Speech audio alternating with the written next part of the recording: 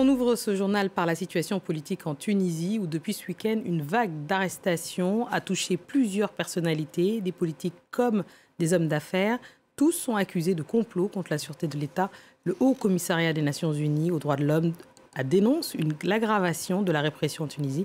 Pour en parler, on retrouve en direct Lilia Blaise, notre correspondante à Tunis. Lilia, que reproche-t-on aux personnes interpellées ? Alors pour le moment, il n'y a pas de motif clair qui a été émis par les autorités judiciaires sur ce que l'on reproche à cette dizaine de personnes arrêtées entre ce week-end et ce lundi. Pour par exemple l'une des personnalités les plus emblématiques de ces arrestations, le directeur de la radio Mosaïque FM, aucun motif n'a été donné.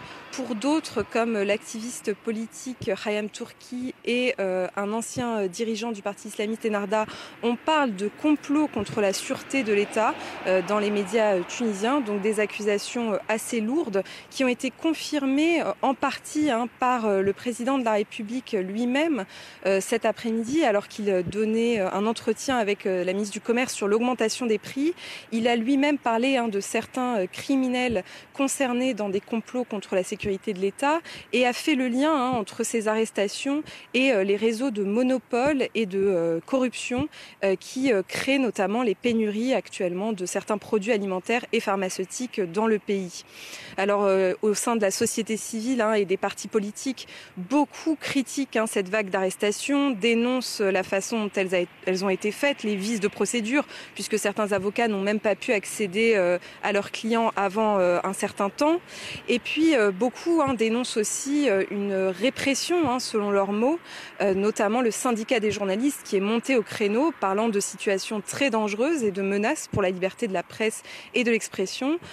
Aujourd'hui, il y a aussi le parti islamiste Ennahda qui a dénoncé des abus systématiques contre toute personne critique à l'égard de Kais Saied, puisque, rappelons-le, le point commun entre toutes ces personnes qui ont été arrêtées, c'est d'avoir été de près ou de loin opposants ou critiques du président de la République. Lilia, rapidement, dites-nous dans quel contexte se déroulent justement ces arrestations ? Alors c'est dans un contexte économique très tendu puisque l'inflation a dépassé la barre des 10% au mois de décembre, le chômage stagne à 15% et le pays est en pleine négociation avec le Fonds monétaire international pour un prêt afin d'essayer de boucler certains financements nécessaires à son budget 2023. S'ajoutent à cela des problèmes entre la présidence de la République et l'un des principaux acteurs sociaux, à savoir la centrale syndicale UGTT, qui est montée au créneau contre la présidence après l'arrestation d'un syndicaliste début février. La centrale a promis une série de mobilisations durant tout le mois de février.